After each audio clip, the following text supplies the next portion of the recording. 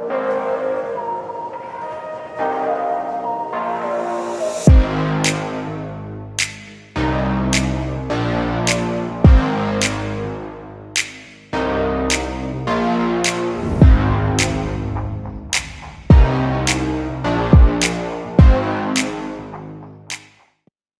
this particular lesson, we're going to look at how to determine the points of intersection between a line and a circle. And geometrically speaking, there's only three possibilities here that you can see on your screen. So either the line will miss the circle completely, so there are no points of intersection. The line could intersect the circle at just one point. We see here that tangency occurs, or it is a tangent to the circle. You'll have seen that diagram many times previously in your study of mathematics. The third possibility is that the line intersects the circle at 2 points, and there'll be 2 points of intersection. So in this particular lesson, we're going to look at how to use some algebra to determine which of these three situations exists. And really, we're drawing on our knowledge of quadratic theory to do this. So let's get on and look at some examples. Example 1 then. Let's look at three circles and intersecting lines to determine how many points of intersection there are. Here, for the first one, we're going to look at a very simple circle, x squared plus y squared equals 40, and the line y equals 3x. So what we want to do here for the first one is to substitute the equation of the line into the circle. So we have x squared, and we're going to replace the y with 3x. So it'll become 3x all squared. And that has to equal 40. 3x all squared is just 9x squared. So on the left-hand side, we now have 10x squared, and that must equal 40. And of course, that gives us that x squared equals 4. Solving, we have x equals plus or minus 2. And that leads me to my 2 points. If we now substitute those x coordinates into the line, so we have y equals 3x. We can say if x is negative 2, then the y coordinate would be 3 times negative 2, or negative 6. And that gives me a point of contact. That point would be negative 2, negative 6. We did get two solutions. That means there's 2 points of intersection. So we try the x-coordinate 2 in the line, and we find that the y-coordinate is 6. So we have our 2 points of intersection. So we can see we're using some quadratic theory here to solve a quadratic and find the points of intersection between the circle and the line. A little more complicated now, example B. We have an expanded form of a circle here, the general form, and the line y equals x plus 5. What's important is that we have y as the subject here, or we could have x as the subject, but we can replace y with x plus 5. So we're going to do that again. This time we need to replace the y with x plus 5, and it's going to be squared, plus 4x. And remember, there's another y term here, so it'll be take away 6 lots of x plus 5. Take away 5 equals 0. All we're going to do is to substitute and tidy up this expression to get a quadratic that we can hopefully solve. So we've got x squared plus 10x plus 25, expanding that bracket, plus 4x. Expanding the next bracket, we've got negative 6 x plus, negative 30, take away 5. That equals 0. So if we tidy up now, we see that we've got 2x squared in total. And 10x plus 4x, take away 6x, is plus 8x. And 25, we're taking away 35, so we're going to have negative 10 equals 0. What happens in these questions is that we end up with a quadratic. We want to try to solve that quadratic equation. We remember that we can factorize that. Common factor is 2. And because we have 0 on the right-hand side, of course, we don't need to write the 2 here. We can do that and then just discount it. 2 lots of something equals 0.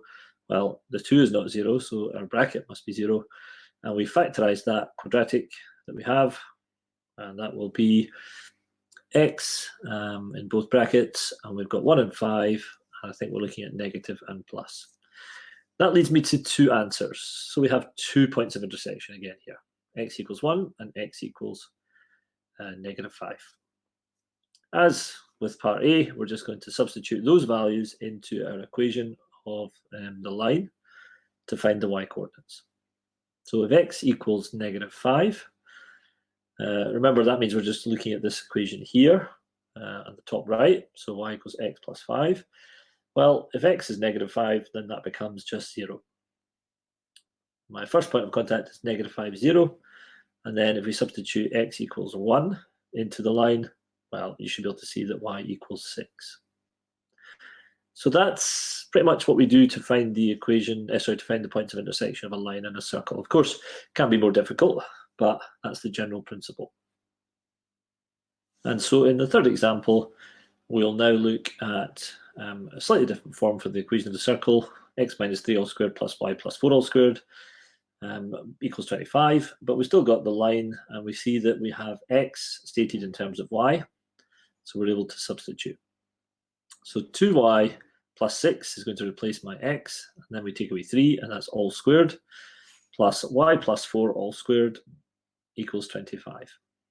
We could have expanded the circle first of all before we substitute, but this seems to be a nice way to do it. So 2y plus 3 all squared plus y plus 4 all squared. Remember, you can pause the video to go through this more slowly on your own. If I break the brackets now, we have 4y squared.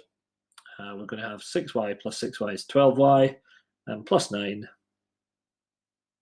And then we add on y squared plus 8y plus 16. That has to equal 25. You may wish to take more time to look at how to expand those brackets. If we tidy up now, we see we have 5y squared, we have 20y, and as it happens, we've got 9 and 16 making 25, so we actually have 0, and that means we've got a nice easy quadratic to solve. We take out the common factor of 5y. 5y equals 0 means, of course, that the value of y is 0. And y plus 4 equals 0 means that y equals -4. So these are the solutions to that quadratic, and these are the solutions to the problem that we began with. This time we have the y coordinates, so we're going to have to find the x coordinates to match each. But if we do that, then we'll find that the line intersects the circle, and those 2 points, well, the line intersects the circle at, if y is -4, then x turns out to just be -2, so it'll be -2, -4. And if the y coordinate is 0, then the x coordinate has to be 6. So the other point would be 6, 0. So looking now at example 2, we're going to look at a very common question in higher mathematics, and that is to show that a line is a tangent to a circle. So this is where we're interested in there being just one point of contact. So we know that it is a tangent. That means that when we substitute the line into the equation of the circle, as we've done previously, then we're expecting to get a quadratic that only has one solution, an equal root. So here we are now substituting as we've done previously. We have to be very careful here, although the good thing is that we do know it's going to be a tangent, so we know that we're heading towards a particular outcome.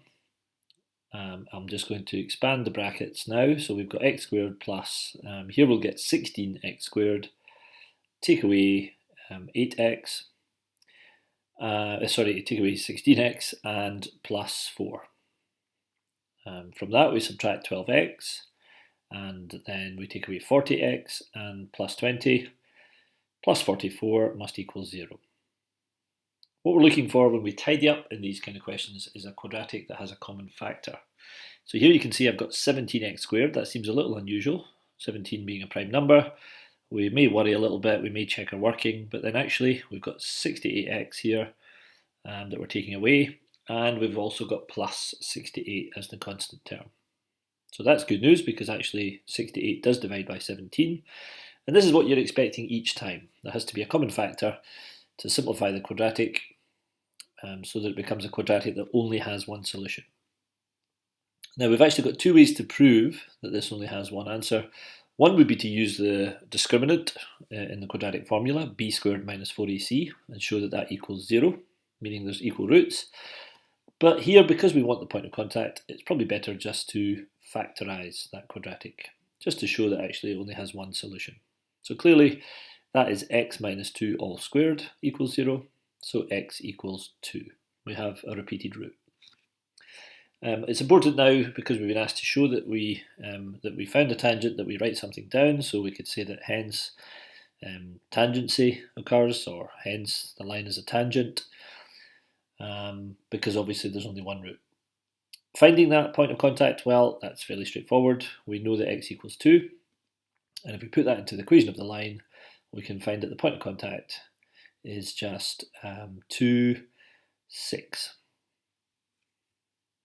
So that's a very important question type, and you should get lots of practice on this before you attempt exam questions.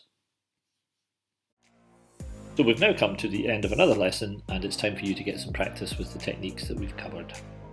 If you're studying the TG textbook, then pages 80 and 81 have exercises that would be useful. For 9.4 I would only try question 5 and 10. 9.5 I would do 1 to 4. If you're studying Heinemann, then there are excellent questions on page 222 in exercise 12J. Do make sure you get a lot of practice on this, it's a very important part of the topic. This has been lesson 4 of 5. Do check out the final lesson, and good luck with your study.